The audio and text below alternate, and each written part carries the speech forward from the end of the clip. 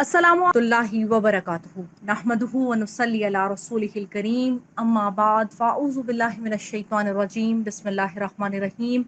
رب اشرح لی صدری ویسر لی امری واحلل عقدۃ من لسانی یفقہوا قولی اللہم فقہنا فی الدین اللہم انی اسألک علما نافعا ورزقا طیبا وعملا متقبلا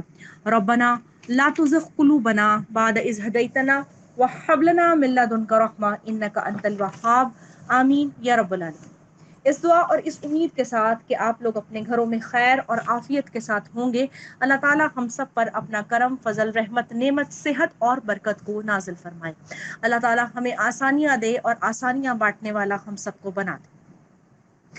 سب سے پہلے میں یہ چاہوں گی کہ ہم سب مل کر اپنے پورے ملک پاکستان کے لیے دعا کر لیں کہ اللہ تعالیٰ ہمیں ان مصائب سے نکال دے، اور بالخصوص کراچی کو، کہ جس قسم کے حالات سے ہم گزر رہے ہیں میں رہتے ہوئے، یہ جو ایک عذاب کی فارم ہمارے اوپر آ گئی ہے بارش کی، اللہ تعالیٰ اس سے ہمیں نجات عطا فرما دے، اور اللہ تعالیٰ ان سب کو مشکلات سے نکال دے جن کے گھروں میں پانی بھر گیا ہے اور باقی کے دیگر مسائل ساتھ ساتھ ہو رہے ہیں۔ اور اس کے علاوہ جو لینڈ سلائڈنگ کی وجہ سے گھروں کو نقصان پہنچ رہا ہے، وہ میرے لیے بہت زیادہ ہی کوئی ہولناک چیز ہے۔ تو اللہ تعالیٰ سب کے لیے آسانیوں کا معاملہ فرما دے۔ اللہ تعالیٰ خدا ایسا نہ ہو کہ کوئی کرنٹ سے کسی کی جان چلی جائے یا کوئی ڈوب جائے۔ اللہ تعالیٰ سب کو اپنے حفظ و امان میں رکھے میرے مالک۔ جو لوگ آفیسز کے لیے نکل گئے ہیں یا کہیں پہ بھی گئے ہوئے ہیں، اللہ تعالیٰ بخیر و عافیت اپنے گھروں کو آ جائے۔ اور بچوں کو کوشش کیجیے گا بارش میں نہانے سے، گھر کے اندر اگر آپ کے پاس صحن موجود ہے تو نہانے دیجیے، لیکن اگر جس طرح گلی وغیرہ کچھ اس قسم کا ہے تو خدا را اپنے بچوں کو بچائیے اس چیز کے لیے۔ غیر ضروری باہر نہ بھیجیے کوئی چیز لینے کے لیے۔ گھر میں جو کچھ بھی موجود ہے، خواہ دال ہی کیوں نہیں موجود ہے، بس اس کو کھا لیجیے بنا کر، اور اس قسم کی کوئی چیز نہ کیجیے جس میں بچوں کی جان کو یا بڑوں کی جان کو کسی قسم کا کوئی خطرہ لاحق ہو سکے۔ اللہ تعالیٰ آسانیاں ہم سب کے لیے پیدا فرما دے اور اس عذاب سے ہمیں نجات دے دے۔ ہمارے گناہ بہت زیادہ بڑھ گئے ہیں، اللہ تعالیٰ بس معاف فرما دیجیے ہمیں۔ آپ سے آپ کی رحمت کی امید ہے یا اللہ، آپ کی رحمت ہر چیز پر چھائی ہوئی ہے، ہم سب پر آسانی کا معاملہ فرما دیجیے، آمین۔ الحمدللہ آج کی ہماری آیات جو ہیں وہ سورۃ مومن کی آیت نمبر 45 سے انشاءاللہ تعالی آغاز ہم کر رہے ہیں، اور 44 آیت نمبر جو 44 ہے اس ہے یہاں تک جو ہم نے مکمل کیا تھا، تو اس مرد برحق کی بات جو ہے وہ یہاں پر مکمل ہو گئی تھی، جس نے یہ کہا کہ موسیٰ علیہ السلام کی تعلیمات جو ہیں وہ برحق ہے، اور ساتھ ساتھ میں یہ بھی کہہ دیا کہ دیکھو اگر وہ برحق راستے پر ہیں تو تم لوگ تباہی کا شکار ہو جاؤ گے، اور اللہ تبارک و تعالیٰ کسی جھوٹے کو راہ ہدایت نصیب نہیں فرماتا۔ اور عنقریب تم یہ یاد کرو گے جو کچھ میں کہہ رہا ہوں، اور میں اپنا معاملہ اللہ رب اور عنقریب تم یہ یاد کرو گے جو کچھ میں کہہ رہا ہوں، اور میں اپنا معاملہ اللہ رب العزت کے سپرد کرتا ہوں۔ بسم اللہ الرحمن الرحیم۔ فواقہ اللہ، پس بچا لیا اس کو اللہ تعالیٰ نے سیئات برائی سے، ما کروں جو انہوں نے چالے چلی، وحاقہ اور گھیر لیا، آل فرعون کو، سوء العذاب برے عذاب سے۔ یعنی اس نے اللہ پر جو تھا وہ بھروسہ کیا تو اللہ رب العزت نے اس کو ان لوگوں سے بچا لیا، یعنی اس کی قوم یعنی قبطی جو تھے اس مومن کے اظہار حق کی وجہ سے اس کے خلاف جو تدبیریں اور سازشیں جو کر رہے تھے ان سب کو اللہ رب العزت نے ناکام بنا دیا، اور اسے حضرت موسیٰ علیہ السلام کے ساتھ نجات دی، اور آخرت میں اس کے لیے جنت میں گھر کو معین فرما دیا۔ یہ اس وجہ سے ہوا کہ وہ استقامت کے ساتھ، اخلاص کے ساتھ اللہ کے دین کی ترویج میں لگا ہوا تھا۔ اللہ کا وعدہ ہے کہ وہ اپنے بندوں کی ضرور مدد فرماتا ہے، اور آل فرعون کو عذاب نے احاطے میں لے لیا، وہ اللہ کے حکم کے براہ راست تابع ہوتا ہے، خواہ وہ پانی میں بھی ہو تب بھی اس کے اوپر آگ کے عذاب جو ہے وہ مسلط کیے جاتے ہیں۔ النارو آگ، یعرضون وہ پیش کیے جاتے ہیں، علیہ اس پر، غدواً صبح کو، وعشیاً اور شام کو، ویوم اور جس دن، تقوم الساعۃ جس دن قیام ہوگا قیامت کا، کہا جائے گا ادخلوا داخل کرو آل فرعون کو، اشد العذاب سخت عذاب میں، یعنی وہ آل فرعون جو ہے وہ صبح اور شام جو ہے ان کے اوپر عذاب پر ان کو پیش کیا جاتا ہے۔ اس آگ پر یعنی برزخ میں مراد ہے کہ قبروں میں وہ روزانہ صبح اور شام آگ کے عذاب پر پیش کیے جاتے ہیں۔ اس آیت مبارکہ سے عذاب قبر کا اثبات ہوتا ہے، جس کا بعض لوگ انکار کر دیتے ہیں۔ احادیث نبوی صلی اللہ علیہ وسلم میں بڑی وضاحت سے عذاب قبر پر روشنی ڈالی گئی، جیسے حضرت عائشہ صدیقہ رضی اللہ تعالی عنہا کے سوال کے جواب میں نبی اکرم صلی اللہ علیہ وسلم نے فرمایا، نعم عذاب جواب میں نبی اکرم صلی اللہ علیہ وسلم نے فرمایا نعما عذاب القبری حق، صحیح البخاری کی کتاب الجرائز میں اسے روایت فرمایا کہ ہاں قبر کا عذاب برحق ہے۔ اسی طرح ایک اور حدیث میں فرمایا گیا کہ جب تم میں سے کوئی مرتا ہے تو قبر میں اس پر صبح و شام اس کی جگہ پیش کی جاتی ہے، یعنی اگر وہ جنتی ہے تو جنت میں، اور جہنمی ہے تو جہنم اس کے سامنے پیش کی جاتی ہے، اور کہا جاتا ہے کہ یہ تیری اصل جگہ ہے جہاں قیامت والے دن اللہ تعالیٰ تجھے بھیجے گا۔ صحیح البخاری کی کتاب المیت میں اس کو روایت فرمایا، اور مسلم کی کتاب الجنہ باب ارض المقعد المیت میں اس کو یعنی ان دونوں صحیحین کی کتابوں میں اس حدیث کا ذکر موجود ہے۔ آگ کا لفظ صرف ہمیں سمجھانے کے لیے اللہ رب العزت نے بیان فرمایا، لیکن کہ یہ جو ہے آگ جو ہے وہ جلانے کا کام کرتی ہے، اگرچہ چیزیں آگ کے علاوہ دوسری چیزوں سے بھی جلائی جاتی ہیں، اور کیونکہ یہ عذاب قبر جو ہے وہ ہمیں نظر نہیں ہے، تشبیہ کے طور پر یہاں پر آگ کا اللہ تبارک و تعالیٰ نے ذکر فرمایا، لیکن اللہ کا عذاب کیونکہ انسین ہے، ہم دیکھ نہیں سکتے، تو کسی بھی چیز کے ذریعے سے عذاب اللہ رب العزت دے سکتے ہیں۔ اللہم لا جعلنا منہم، اللہم لا جعلنا منہم، آمین۔ کہ اے اللہ ہمیں ان لوگوں میں شامل مت کیجیے گا۔ وَإِذْ، اور جب یتحاجون، جب وہ جھگڑا کریں گے، فی النار، آگ میں، فیقولوا، تو وہ کہیں گے، ضعفاء، کمزور لوگ، للذین، ان لوگوں سے، استکبروا، جنہوں نے تکبر کیا، انا، بے شک ہم، کنا، تھے ہم، لکم، تمہارے لیے، تبعا، تابع، فہل، تو کہا، تو کیا، انتم، تم، مغنون، بچانے والے ہو، انا، ہم کو، نصیباً، ایک حصے سے، من النار، آگ کی۔ یعنی اب لوگ آپس میں جھگڑا کرنا شروع کر دیں گے۔ وجہ کیا کہ جب ہم کسی کے اوپر بھروسہ کر کے، اس کے اوپر پوری قناعت کر کے اس کے ساتھ مل جاتے ہیں نا، اور جب چیز ہمارے سامنے نہیں آتی صحیح طریقے کی تو کیا ہوگا، نتیجے میں جھگڑا ہی ہوگا نا، کہ ہم نے تو پوری کی پوری چیزیں تمہارے ساتھ کر دی تھی، اب کیا ہوا کہ تم جو ہے ہماری مدد بھی نہیں کر رہے ہو۔ تو اس سلسلے میں جب صبح اور شام ان کے اوپر برزخی زندگی کے اندر اور قبر کی زندگی میں عذاب دیا جائے گا، اور قیامت والے دن ان کو قبر سے نکال کے سخت ترین عذاب میں ڈال دیا جائے گا۔ آل فرعون سے مراد فرعون اور اس کی قوم، اس کے سارے پیروکار ہیں۔ یہ کہنا کہ ہمیں تو قبر میں مردہ آرام سے پڑا ہوا نظر آتا ہے، یہ اس لیے ہے کہ اللہ تبارک و تعالیٰ کا جو عذاب ہے وہ انسین ہے، ہمیں نظر نہیں آتا، اور اللہ تعالیٰ ہر طرح کے عذاب دینے پر قادر ہے۔ اس وجہ سے کوئی بھی چیز جو ہمیں ہوتی بھی نہیں دکھائی دے رہی، اس کا مطلب یہ نہیں ہے کہ وہ چیز ہو نہیں رہی۔ اور پھر اس ساری صورتحال میں کمزور لوگ جو تھے، جو ان کے تابع ہو گئے تھے متکبر اشخاص کے، وہ یہ کہیں گے کہ دیکھو کہ تو ہم نے تمہارا ساتھ دیا، اب تم کیا ہم اس قابل ہو کہ ہمیں بچا سکو؟ تابع تھے، اب تم ہم کو آگ کے عذاب کے کچھ حصے سے بچا لو۔ یعنی دنیا میں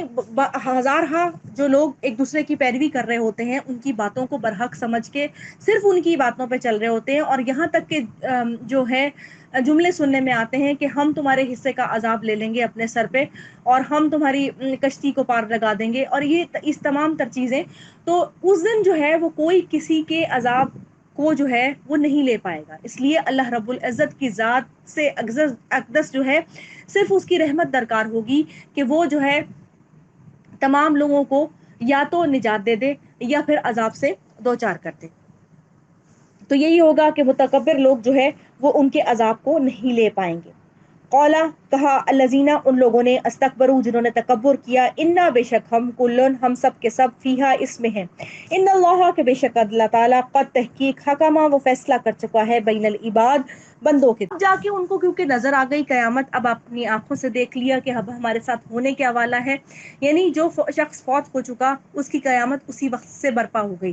اس کو عذاب کے جھٹکے تو اسی وقت سے مل رہے ہیں۔ تو جب وہ برپا ہو گئی تو رزلٹ کیا نکلا کہ یہ ہوا کہ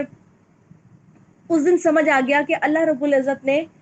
جو بات کہہ دی ہے وہ جو ہے برحق ہے، اب اس بات کے جواب کے اندر کوئی چیز ہو ہی نہیں سکتی، یعنی اللہ نے اب اپنے بندوں کے درمیان میں فیصلہ کر چکا ہے۔ وقالا، اور کہیں گے، الذین، وہ لوگ، فی الناری، جو آگ میں ہیں، لخزنتہ، جہنم کے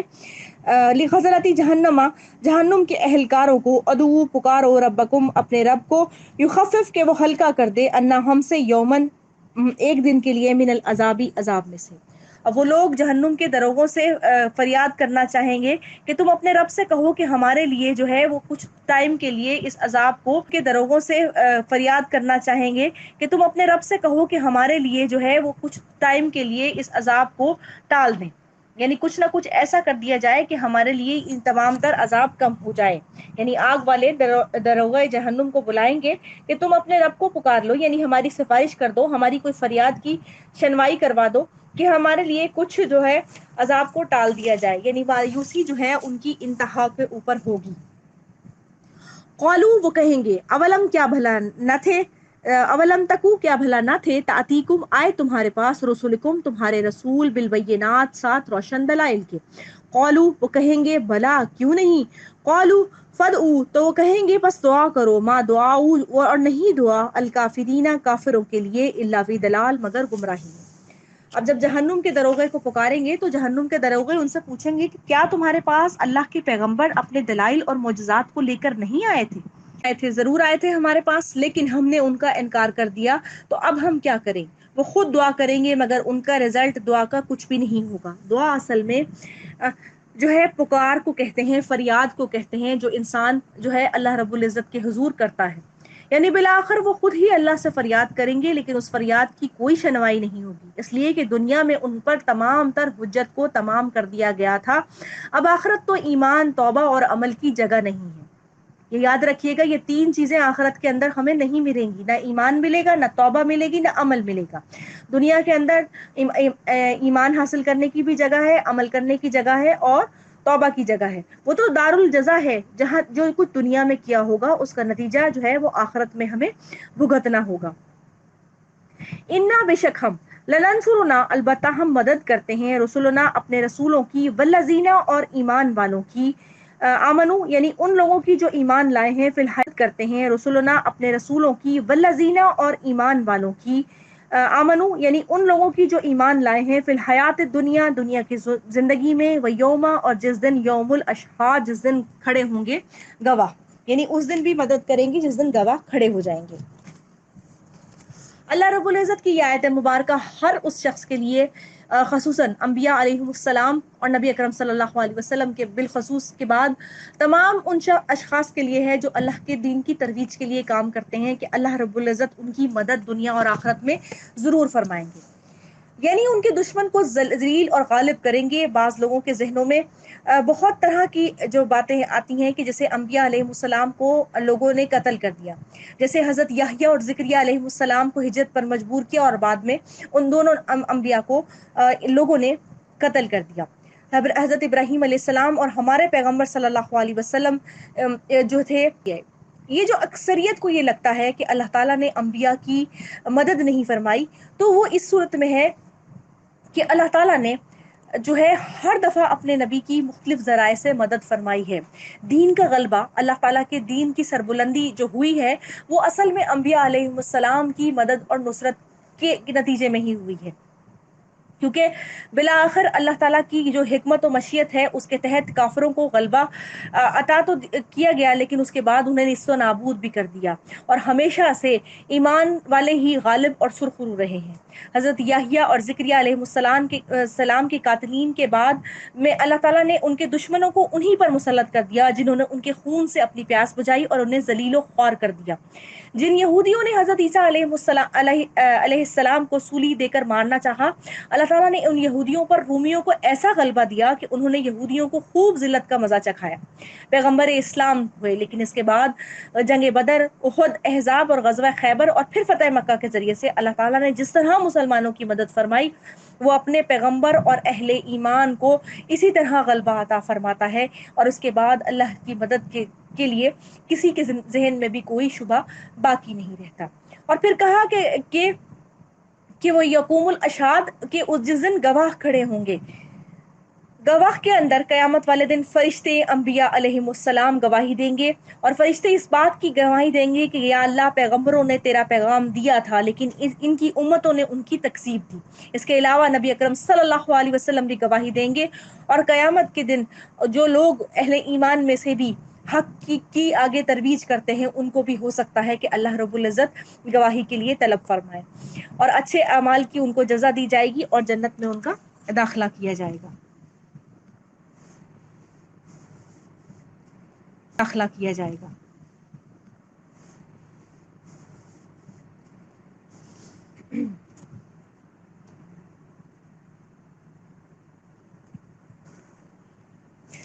اور اس طریقے سے جو انبیاء کی مدد ہوئی اس میں تین چیزیں ہمارے سامنے آئیں، ایک دین کے دشمنوں کو خاتمہ ہوا، ایک دنیاوی بھی غلبہ ملا، اور اس کے بعد جو ہے اللہ کے جو مشن ہے، دین کی ترویج ہے، اس کی بھی مدد اللہ تبارک و تعالیٰ نے فرمائی۔ یوم، جس دن لا ینفع، نہیں فائدہ دے گی، الظالمین، ظالموں کو، معذرتہم، ان کی معذرت، ولہم، اور ان کے لیے، لعنت، لعنت ہے، ولہم، اور ان کے لیے، سوء الدار، برا گھر ہے۔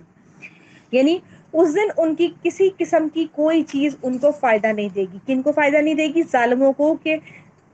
اب وہ معافی تلافی کر رہے ہیں، اس لیے کہ ان کے لیے لعنت ہے، یعنی رحمت سے دوری ہے اور برا گھر ہے۔ وَلَقَدْ، اور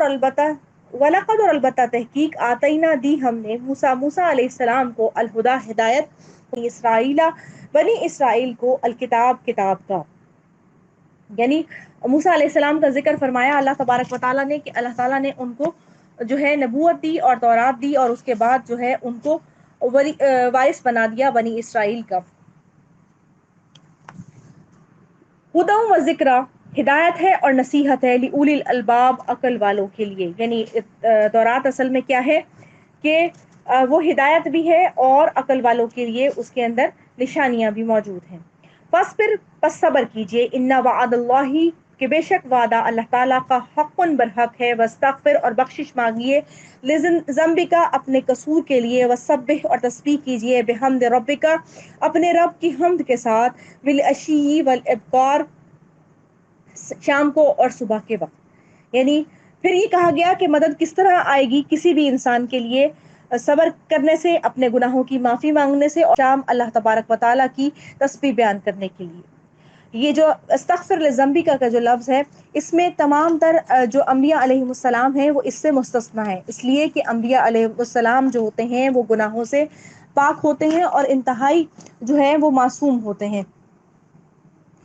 یعنی اس کے لیے، ان کے لیے جو ہے وہ چھوٹی چھوٹی جو لغزشیں جو تقاضۂ بشریت کے تحت ہوتی ہیں، اس کے لیے بھی کہا گیا، جن کی اصلاح بھی اللہ تعالیٰ کی طرف سے کر دی جاتی ہے۔ استغفار اصل میں ایک عبادت ہے، اجر و ثواب کی زیادتی کے لیے استغفار کا حکم دیا جاتا ہے، اور اس کا مقصد جو ہے وہ امت کی رہنمائی کے لیے کہا گیا، اس لیے کہا گیا کہ ہم امتی جو نبی اکرم صلی اللہ علیہ وسلم کے ہیں وہ اپنی اصلاح کو کر لیں، چاہے کوئی بھی معاملہ زندگی کا ہو، ہم کثرت سے استغفار کریں تاکہ ہمارے ہر معاملے کے اندر اللہ تبارک و تعالیٰ خیر کو نازل فرما دے۔ عشین سے مراد دن کا آخری حصہ اور رات کا ابتدائی حصہ ہے، اور ابکار سے مراد رات کا ابتدائی حصہ ہے۔ ان الذین، وہ لوگ، بے شک وہ لوگ، یجادلون، جو جھگڑتے ہیں، فی آیات اللہ، اللہ کی آیات میں، بغیر سلطان، بغیر دلیل کے، آتاہم، جو آ گئی ہے ان کے پاس، ان نہیں، فی صدورہم، ان کے سینوں میں، الا کبر، مگر تکبر، ما ہم، نہیں وہ، ببالغیہ، پہنچنے والے ہیں اس کو، فاستعذ باللہ، پس پناہ مانگیے اللہ کی، انہ، کہ بے شک وہ، هو السمیع البصیر، کہ وہ جو ہے دیکھنے والا ہے۔ اب کہا گیا کہ جو اللہ کی آیات میں بغیر دلیل کے جھگڑتے ہیں وہ تکبر کی وجہ سے ایسا کرتے ہیں۔ سورت کا اختتام ہونے والا ہے، یعنی کہ سورت جو ہے وہ اپنے اختتامی موڑ پر آ رہی ہے، اور اللہ رب العزت اپنی جو نبی اکرم صلی اللہ علیہ وسلم سے مدد کی جو بات فرما رہے ہیں اس کا ذکر کرتے ہوئے کہہ رہے ہیں، اس وقت ساری کی ساری جو سچویشن بنی ہوئی تھی، ان تمام کی جو بات فرما رہے ہیں اس کا ذکر کرتے ہوئے کہہ رہے ہیں، اس وقت ساری کی ساری جو سچویشن بنی ہوئی تھی، ان تمام تر حالات کے اندر یہ فرمایا جا رہا ہے کہ کس طریقے سے نبی اکرم صلی اللہ علیہ وسلم اور اہل ایمان کی مدد دی جائے گی۔ اس میں آپ صلی اللہ علیہ وسلم کو صبر و استقامت کی تلقین اور آئندہ فتح کی خوشخبری دے دی گئی۔ توحید اور آخرت کے دلائل جو آپ صلی اللہ علیہ وسلم دے رہے تھے ان کو بیان فرمایا گیا کہ آپ کے پاس حق ہے، آپ اس کو پہچان رہے ہیں، لیکن لوگ اس کو کیوں نہیں پہچانتے کہ اندرونی تکبر کی بنا پر وہ آپ کی مخالفت کرتے ہیں اور آپ صلی اللہ علیہ وسلم کو نہیں مانتے۔ اگر وہ آپ کو مان لیں گے تو ان کی بڑائی کا خاتمہ ہو جائے گا، اور کھلم کھلا وہ انکار اس لیے کرتے ہیں تاکہ وہ آپ سے جھگڑا کریں اور آپ کی کسی دلیل کو وہ لوگوں تک پہنچنے نہ دیں۔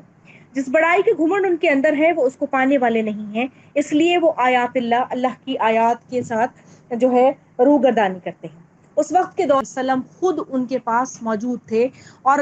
عہد رسالت کے اندر جس طرح سے تمام تر چیزیں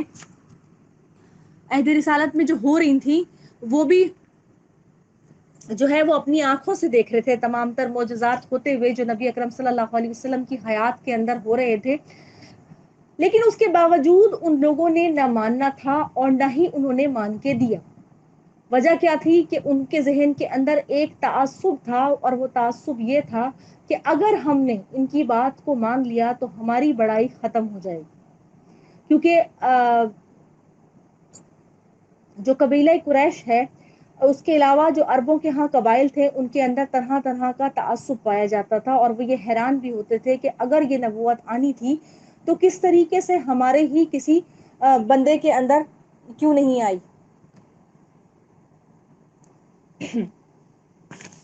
اور ہم جو ہے امیر ہیں تو یہ ان کے اندر سارے کا سارا تھا۔ تو آپ صلی اللہ علیہ وسلم کے لیے کو فرما دیا گیا کہ آپ کے مخالفین دنیا اور آخرت دونوں میں رسوا ہوں گے، متکبرین کے مقابلے کے لیے اللہ کی پناہ لینی ضرور چاہیے، ان کی شر سے بچنے کے لیے خود کو اللہ کے حوالے کر دینا چاہیے، اور وہ حقیقت سے باخبر ہے اور سننے اور دیکھنے والا ہے، اس لیے کہ جو چیز ہو رہی ہے وہ اس کو جانتا ہے۔ تو نبی اکرم صلی اللہ علیہ وسلم کو اور ہر اس مسلمان کو جو اللہ کے دین کی ترویج کا کام کرتا ہے اس کے لیے بے تبلیغ کے بہترین اصول دے دیے گئے کہ صبر کرنا ہے، احسن طریقے سے مناسب انداز میں گفتگو کرنی ہے، غیر جذباتیت، خیر خواہی کرنی ہے، اور بحث سے پرہیز کرنا ہے، سب سے بڑھ کر اللہ کی پناہ مانگنی ہے، اور بے عزتی کا خوف نہیں رکھنا، اپنے سے نیچے رینک والوں کی یعنی اپنے سے نیچے درجے والوں کی بات کو سننا ہے، اور جو ہے ہر طرح کے لوگوں جو ہے اپنی مطلب عزت کو اس میں ملحوظ خاطر نہیں رکھنا، بلکہ کیا کرنا ہے اللہ کی شان اور اس کی کبریائی کو برحق بیان کرنا ہے۔ وجہ کیا ہوئی کہ جو اللہ تعالیٰ سے چاہتا ہے کہ اس کی مدد ہو کسی بھی معاملے کے اندر، خواہ دین کا معاملہ ہو یا اپنی ہی ذاتی زندگی کا معاملہ ہو، تو اسے چاہیے کہ وہ جو ہے صبر کرے، اللہ سے بخشش مانگے، اور پھر صبح اور شام اللہ کا ذکر عطا کرے۔ لخلق السماوات، البتہ پیدائش آسمانوں کی، والارضی اور زمین کی، اکبر زیادہ بڑی ہے، من خلق الناس انسانوں کی پیدائش سے، ولکن اکثرا لیکن اکثر لوگ لا یعلمون نہیں جانتے ہیں، یعنی فرما دیا گیا کہ زمین اور آسمان کی جو پیدائش ہے وہ لوگوں کی تخلیق سے زیادہ اللہ رب العزت کے لیے بڑی تھی، یعنی زمین اور آسمان اپنی حیت کے حساب سے کتنے بڑے بڑے ہیں، اور اتنے بڑے بڑے ہیں کہ ان کی تخلیق جو ہے وہ زیادہ مشکل ہونی چاہیے تھی نا، لیکن انسان کہ ان کی تخلیق جو ہے وہ زیادہ مشکل ہونی چاہیے تھی نا، لیکن انسانوں کو پیدا کر کے دوبارہ زندہ کرنا اللہ رب العزت کے ہاں کچھ بھی مشکل نہیں ہے، تو انسان کو اس چیز کی مکمل طور پر عقل نہیں آتی، اور انسان پھر بھی اس چیز کے لیے نہ کرتا ہے کہ یہ سب کچھ کیسا ہو پائے گا۔ ٹھیک ہے، آج کی آیات جو ہے آیت نمبر 58 پہ مکمل کر لیتے، اس لیے کہ انشاءاللہ العزیز زندگی بخیر رہی تو کل انشاءاللہ تعالی اس سورہ مبارکہ کی ہم تکمیل کر لیں گے، یعنی یہ مکمل ہو جائے گی، ورنہ پھر کنٹینیوشن جڑ نہیں پائے گی۔ ایک منٹ میں دیکھ 60 تک انشاءاللہ تعالی مکمل کر لیتے ہیں۔ چلیں، وما یستوی اور نہیں برابر ہو سکتے العامہ اندھا، والبصیر اور دیکھنے والا، والذین اور وہ لوگ آمنو جو ایمان لائے ہیں، وہ عاملوا الصالحات لما تتذکرون اور کتنا کم تم نصیحت پکڑتے ہو، یعنی اللہ رب العزت نے فرمایا کہ کیا دیکھنے والے اور نہ دیکھنے والے برابر ہو سکتے ہیں؟ اس کا ذکر اللہ رب العزت نے پہلے بھی فرمایا، یعنی مومن اور کافر اور نیکوکار اور بدکار برابر نہیں ہو سکتے، اس لیے کہ قیامت کے دن ان کے درمیان میں بڑا عظیم ترین فرق ہوگا جو کہ بالکل کھل کر سامنے آ جائے گا، اور دنیا کے اندر بھی روشنی اور اندھیرا کبھی بھی برابر نہیں ہو سکتے۔ اسی طریقے سے ایمان والے جو عمل صالح کرتے ہیں اللہ کے ہاں جو ہے وہ بڑے بہترین طریقے سے اللہ کی عبادت کرتے ہیں، کیا وہ برابر ہو سکتے ہیں ان لوگوں کے کہ جو کہ بدکار ہوں؟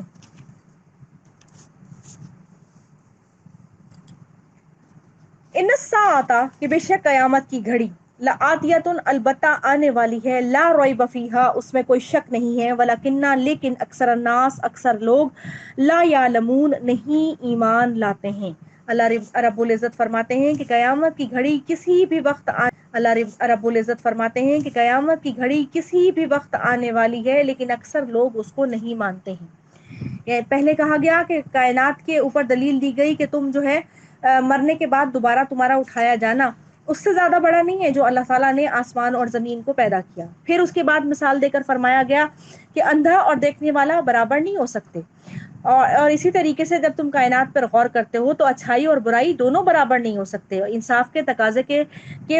برابر نہیں ہوگی۔ پھر یہ بات انسان کا اخلاقی احساس اس کو مجبور کرتا ہے کہ کوئی قیامت ہونی چاہیے جس کے اندر اس کو بہترین طور پر وہ مل سکے، بہترین طور پر اس کو جو ہے کیا کہتے ہیں انصاف مل سکے، اور اس کے اوپر جو ہے اس کو جو ہے تو اس سلسلے میں پھر جب یہ والی بات ہوگی نا کہ جب اچھائی کر رہے ہوں گے اور برائی کرنے والے بڑے مزے سے گھوم پھر رہے ہوں گے تو انسان کے دل میں آئے گا کہ یا اللہ کوئی تو ایسا وقت ہو نا کہ ہمارے ساتھ بھی جو ہے ہم بھی سکون کی زندگی گزار سکیں۔ تو یہ تمام تر چیزوں کو انصاف دینے کے لیے اللہ تبارک و تعالیٰ نے قیامت کو رکھا کہ قیامت کا ایسا وقت آئے گا جو دنیا میں لوگ کام کر رہے ہیں ان کے تمام تر اعمال کا پھر ان کو بدلہ دیا جائے گا، اور اس کے آنے میں کوئی شک نہیں ہے لیکن لوگ اس کو نہیں مانتے ہیں۔ وقالا اور کہا ربکم تمہارے رب نے ادعونی پکارو مجھ کو استجب لکم میں جواب دوں گا تمہارے لیے، ان الذین کے بے شک وہ لوگ یستکبرون جو تکبر کرتے ہیں ان عبادتی میری عبادت سے، سیدخلون ان قریب وہ داخل ہوں گے جہنما جہنم میں، داخرین ذلیل و خوار ہو کر۔ اللہ رب العزت نے اس رکوع کے بالکل آخری آیت میں فرما دیا کہ وہ لوگ جو اللہ تبارک و تعالیٰ کو اللہ رب العزت ان کو جواب دیتے ہیں۔ جواب دینے سے مراد ہے ان کی پکار کو سنتے ہیں، ان کی مدد کرتے ہیں، اور ہر چیز کو جو اللہ رب العزت نے رکھی ہے اس کو پھر قبول کرتے ہیں۔ یعنی دعا جو ہے وہ ماخذ عبادت ہے، دعا عبادت کا ماخذ ہے۔ دعا کا مطلب ہوتا ہے حاجت کو طلب کرنا، اللہ کی عبادت کرنا، فریاد کرنا، اور کیا کرنا اس سے اس کی مدد کو طلب کرنا۔ مشکل کے وقت رب کو پکارو وہ ضرور جواب دے گا۔ دعا کی راہ میں حائل شیطان کا وسوسہ ہے کہ دیکھو تم کوئی کام کرنے لگو گے تمہارے اوپر کچھ نہ کچھ آ جائے گا، حالانکہ ایسا نہیں ہے، اور وہ طرح طرح کے وسوسے دلا کر انسان کو کہتا ہے کہ وہ جو ہے کیا کہتے ہیں تمہارا سب کچھ جو مال ہے وہ ختم ہو جائے گا۔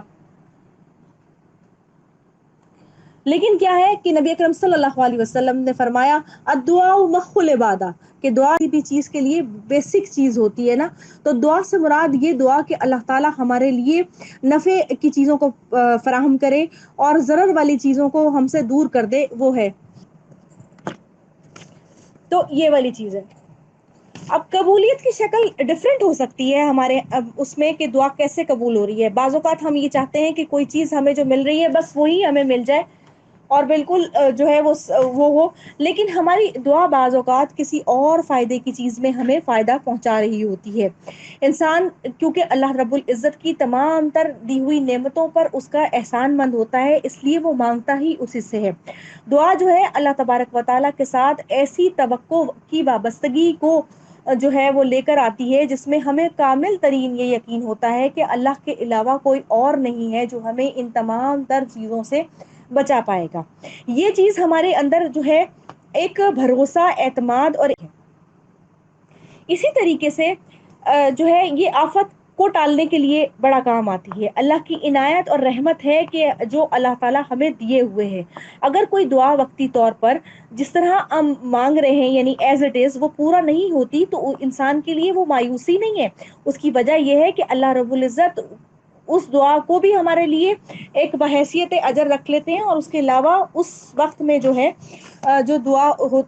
کی بھی یعنی کہ دعا کے لیے جو ہمارے لیے خیر ہوتی ہے نا وہ پوری ہو جاتی ہے۔ وجہ کیا ہے؟ وجہ یہ ہے کہ ہم اللہ رب العزت کو اپنا بہترین ویل وشر اور سب سے بڑا جو ہے محسن بھی کہنا چاہیے، اور کیا کہنا چاہیے، خیر خواہ خیر خواہ ہم تسلیم کر رہے ہوتے ہیں۔ دعا کے لیے بیسیکلی کیا چیز ہونی چاہیے؟ دعا کے لیے صبح شام کے اذکار بھی ہیں، ڈائریکٹ اللہ تعالیٰ کو مانگنا، کسی بھی وقت آپ کسی بھی حالت میں موجود ہوں، بس یہ کہ آپ گھر کے غلط حصوں میں نہ ہوں، غلط حصے سے مراد میری یہاں پر غلط میں موجود ہوں، بس یہ کہ آپ گھر کے غلط حصوں میں نہ ہوں، غلط حصے سے مراد میری یہاں پر باتھ روم وغیرہ ہے، کہ مطلب کہ وہ جو ناپاک والا ایریا ہوتا ہے اس میں نہ ہو، باقی آپ کچن میں چلتے پھرتے، کارپیٹ پہ بیٹھے اٹھے، صوفے پہ لیٹے بیٹھے، جب آپ کو رات کے آخری پہر، دن کے کسی پہر، کبھی بھی آپ کو یاد آئے اللہ کو، آپ پکار لیجئے۔ بعض اوقات ایسا ہوتا ہے ہمیں نہیں پتا ہوتا، قبولیت کی گھڑی ہوتی ہے، اور بعض اوقات انسان کے اوپر ایسی کوئی رکت طاری ہوئی ہوتی ہے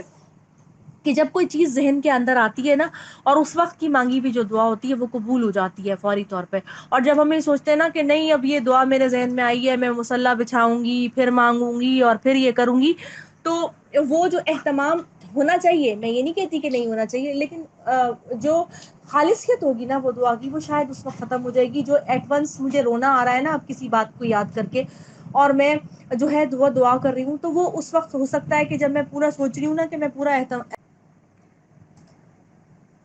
اور اسی طریقے سے جب دعا جو ہے کی جائے تو اس وقت اللہ رب العزت کی حمد و ثنا بیان کی جائے، درود شریف پڑھا جائے، دعا میں عاجزی ہو، دعا میں دینے والے کی حاکمیت کو تسلیم کیا جائے، یعنی اللہ رب العزت کی امید اور خوف کے درمیان میں ہو، کوئی ایسی چیز نہ مانگی جائے جو کہ مافوق الفطرت ہو۔ اب کوئی انسان یہ تو نہیں کہہ سکتا کہ مجھے جن بنا دے اللہ تعالیٰ، تو اس قسم کی کوئی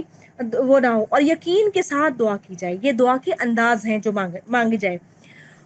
اور قبولیت کے اوقات میں رات کا تیسرا حصہ ہے، اذان اور اقامت کے درمیان کا وقت ہے، نیکی کے بعد، جمعے کے دن سجدے کی حالت میں، رات کو آنکھ کھل جائے فوری، تلاوت قرآن کے بعد۔ اب ہم یہ پڑھ لیتے ہیں نا، اس کے بعد بھی جیسے ہی ہم دعا کرتے ہیں، وہ جو دعا ہم آخر میں پڑھتے ہیں وہ بھی بذات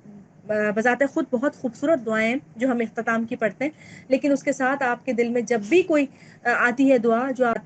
بذات خود بہت خوبصورت دعائیں ہیں جو ہم اختتام کی پڑھتے ہیں، لیکن اس کے ساتھ آپ کے دل میں جب بھی کوئی آتی ہے دعا جو آپ نے مانگنی ہوتی ہے، فوری طور پر مانگ لیا کریں، اور ان دعاؤں میں مجھے ضرور یاد رکھا کریں۔ عرفہ کے دن کی دعا، عادل امام کی دعا، بارش کے وقت کی دعا، درود شریف کے بعد کی دعا، اللہ پر بہت لاڈ بہت محبت آ رہا ہو فوراً دعا کر لیں۔ اب وہ لاڈ کس سلسلے میں، اب اس کی چھوٹی سی میں مثال دوں کہ میں یہ سوچ رہی تھی کہ یہ بارش ہے شدید قسم کی، لیکن الحمدللہ گھر والے گھر میں موجود ہیں، کوئی ایسی پریشانی نہیں ہو رہی کہ جس میں باہر، میں اپنی ذات کے لیے بات کر رہی ہوں کہ بچے گھر کے اندر ہیں، شوہر گھر میں ہیں، اور اس طرح کی اللہ تعالیٰ تو نے کھانے پینے کی نعمتیں میسر کر رکھی ہیں، کوئی ایسی چیز پریشانی کی نہیں ہے، تو ایک ایسی کوئی محبت کا عنصر اللہ تعالیٰ کے ساتھ پیدا ہوا کہ جس میں بے اختیار بار بار شکر نکل رہا ہے، اور ساتھ ساتھ اللہ کی اس محبت کا وہ ہو رہا ہے کہ یا اللہ تو نے ہمیں تو محفوظ رکھا ہوا ہے، باقی لوگوں کو بیماری کے اندر اور کوئی سفر کے اندر، اولاد کے لیے ہر وقت کی دعائیں، والدین کے لیے دعائیں، استاد اور شاگرد کے رشتے میں دعائیں، وضو کے بعد کی دعا، کعبۃ اللہ کو دیکھ کر دعا، سعی کے وقت کی دعا، مزدلفے کی دعا، صدقہ دینے کے بعد کی دعا، کوئی نیکی کا کسی کو کہا ہے اس کے وقت کی دعا، اور اسی طریقے سے مظلوم کی بد دعا سے بچنا بھی چاہیے کہ اس کی دعا بھی بڑی جلدی قبول ہوتی ہے۔ آدمی جب اللہ تعالیٰ سے دعا مانگتا ہے تو اللہ تعالیٰ اس کو دے دیتا ہے، خواہ وہی عطا فرما دے یا اس کے سر پہ سے اس بلا کو ٹال دے۔ آدمی کی دعا قبول ہو جاتی ہے، مگر یہ کہ وہ جلد بازی نہ کرے کہ میری تو دعائیں نہیں قبول ہوتی، ایسا کہنا ٹھیک نہیں ہے۔ ہمیشہ اپنے لیے عافیت کی دعا مانگیے گا، کبھی بھی اپنے لیے جو ہے جو کیا کہنا چاہیے، انصاف کی دعا مت مانگیے گا۔ انصاف اس صورت میں کہ اللہ رب العزت ہمارے اور دوسرے کے اعمال کو یقیناً دیکھ رہا ہوتا ہے۔ جب ہم یہ کہتے ہیں نا کہ میں دیکھتا ہوں کہ نعوذ باللہ ایسے کفری کلمات کہ میں اللہ دیکھتا ہوں کہ نعوذ باللہ ایسے کفری کلمات کہ میں اللہ میں تجھے اللہ نہیں مانوں گا جب تک تو میری یہ دعا قبول نہیں کرے گا۔ یہ تمام تر وہ چیزیں ہیں جو اللہ تعالیٰ کو غضبناک کرنے والی ہیں، کیونکہ ہمیں اپنے اعمال کا کچھ نہیں پتا۔ ہم اتنے شدید قسم کے برے انسان ہیں نا کہ ہم اللہ کو اس کی قہر کی دعوت نہیں دے سکتے۔ اللہ تعالیٰ سے اس کی رحمت کی امید رکھتے ہیں، ہمیشہ بھروسہ کر کے مانگیے، اللہ رب العزت ضرور عطا فرماتے ہیں۔ اسی طریقے سے دعا میں براہ راست کسی ایسی چیز کا سوال بھی درست ہے جو مانگنے کے عمل کے لیے ہو اور اللہ تعالیٰ کے ہاں عبادت کے برابر ہو۔ بعض دعاؤں میں اللہ تعالیٰ کی حمد و ثنا کو بیان کر کے محض اپنی تکلیف کو بیان کر دینا ہی دعا کا وہ ہے،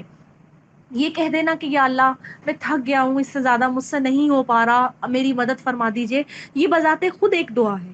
کوئی ذکر کر دینا، استغفار پڑھ دینا، درود شریف پڑھ دینا، یہ تمام تر چیزیں ہمارے لیے رحمت کے لیے دعائیں ہیں۔ اذکار جو ہے وہ بذات خود دعا ہوتی ہے کہ اللہ تعالیٰ سے ہم دعا کریں۔ جو شخص تلاوت قرآن میں اتنا مشغول ہو کہ دعاؤں کا وقت نہ ہو، اس کو اللہ رب العزت نے فرمایا کہ میں اتنا عطا فرماؤں گا جتنا مانگنے والوں کو بھی نہیں دیتا۔ اللہ کی حمد و ثنا کے خوبصورت الفاظ تلاش کیجئے اپنی زبان کے اندر۔ یہ نہیں ہے کہ عربک ہی ورژن آپ کو آتا ہو تو آپ اس کے اندر ہی دعا مانگ سکتے ہیں، آپ کی کوئی بھی زبان ہو، آپ کی اردو زبان ہو، سندھی ہو، پشتو ہو، بلوچی ہو، مکرانی ہو، کوئی بھی سرائکی کوئی بھی زبان ہو جس میں آپ شدید قسم کا جو ہے وہ آپ الفاظ استعمال کریں تو آپ وہ کریں۔ اچھا، میں ذکر کرتی ہوں اپنے ارد گرد کے الحمدللہ حلقے کی، تو میری بہت عزیز ہیں وہ، جو نبی اکرم صلی اللہ علیہ وسلم کا ذکر کرتی ہیں نا تو وہ سردار کہتی ہیں۔ تو میں نے بڑے ان سے پوچھا کہ آپ سردار کہتی کس کو ہیں، تو انہوں نے مجھے بتایا میں نبی پاک کو کہتی ہوں۔ مجھے اتنا کوئی لاڈ آیا نا اس چیز کے اوپر کہ سردار کا مطلب ہے کوئی لاڈ آیا نا اس چیز کے اوپر کہ سردار کا مطلب ہے ہمارے لیڈر۔ آپ کسی بھی نام سے پکاریں، صلی اللہ علیہ وسلم ساتھ بولیں، لیکن کوئی بھی خوبصورت نام آپ اللہ اور اس کے رسول کے لیے استعمال کریں، لیکن وہ برحق نام ہو۔ اور پھر یہ ہے کہ مشکل کے وقت، صبر کے وقت دل میں پکاریں، اکیلے اکیلے پکاریں، چپکے چپکے پکاریں، کسی خاص جگہ وقت کسی چیز کی نہیں ہے۔ ہاں بعض جگہیں ایسی ہوتی ہیں جیسے جو ہمارے حرمین ہیں وہاں پر دعائیں قبول ہوتی ہیں۔ بعض دن ایسے ہوتے ہیں جیسے بارش ہو رہی ہے تو بارش جب شروع ہوتی ہے فوراً دعا کیجیے کہ اللہ تعالیٰ یہ ہمارے لیے رحمت کی بارش ہو، یا کوئی بھی آپ دعا اپنے اولاد کے لیے کر سکتے ہیں۔ دعا کے ذریعے اصل میں کیا ہوتا ہے، اللہ اور بندے کا رشتہ مضبوط ہوتا ہے، اس پر اعتماد اور اطمینان قائم کرتے ہیں ہم، اور پھر کیا ہوتا ہے، مایوسی ختم ہو جاتی ہے۔ جو لوگ آپ کو نظر آ رہا ہے نا کہ ہدایت کے راستے پہ نہیں ہے، خواہ وہ کفار ہی کیوں نہ ہو، اللہ تعالیٰ سے دعا کریں کہ اللہ تعالیٰ ہمیں توفیق دے کہ ہم ذریعہ ہدایت سب کے لیے بن جائیں، اور اللہ تعالیٰ ان سب کو فائدہ دیتی ہے۔ غافل دل کی دعا قبول نہیں ہوتی، مطلب غفلت سے جو ہے نا، ہاں مانگ لیں گے دعا، بس مانگتے ہیں پوری نہیں ہوتی، ایسی دعائیں کبھی قبول نہیں ہوتی۔ اور پاکیزگی کے ساتھ باوضو ہونا اور مصلے پہ بیٹھنا دعا کے لیے، یہ شرائط میں نہیں آتا، لیکن اس صورت میں تو آتا ہے کہ فرض نماز کے بعد کی دعا قبول ہوتی ہے۔ لیکن دعا اللہ اور بندے کا ایسا رشتہ ہے وہ جو چلتے پھرتے ہر وقت وہ کر سکتا ہے، اور قطع رحمی، گناہ اور غلط کاموں کی دعا نہ کی جائے، تاکہ یہ نہ ہو کہ وہ پلٹ کر ہمارے لیے باعث عذاب بن جائیں۔ تو اللہ کا لاکھ لاکھ شکر، آج کی ہماری آیات الحمدللہ آیت نمبر 60 پر مکمل ہو گئی۔ آپ سب نے جب اپنے لیے دعا کرنی ہے تو مجھے بھی دعاؤں میں یاد رکھنا ہے۔ اللہ تعالیٰ ہم سب کا حامی و ناصر ہو اور ہمارے شہر پہ سے اس عذاب کو ٹال دے، آمین اللہم آمین۔ آخر میں ہم دعا کر لیتے ہیں، اور دعا آج ہم دعائے نور پڑھتے ہیں۔ اللہم اجعل فی قلبی نورا وفی بصری نورا وفی سمعی قلبی نورا وفی بصری نورا وفی سمعی نورا وعن یمینی نورا وعن یساری نورا وفوقی نورا وتحتی نورا وامامی نورا وخلفی نورا واجعل لی نورا وفی لسانی نورا وعصبی نورا ولحمی نورا ودمی نورا وشعری نورا وبشری نورا واجعل فی نفسی نورا وعظم لی نورا اللہم آتنی نورا سبحانک اللہم وبحمدک نشہد ان لا الہ الا انت نستغفرک ونتوب الیک۔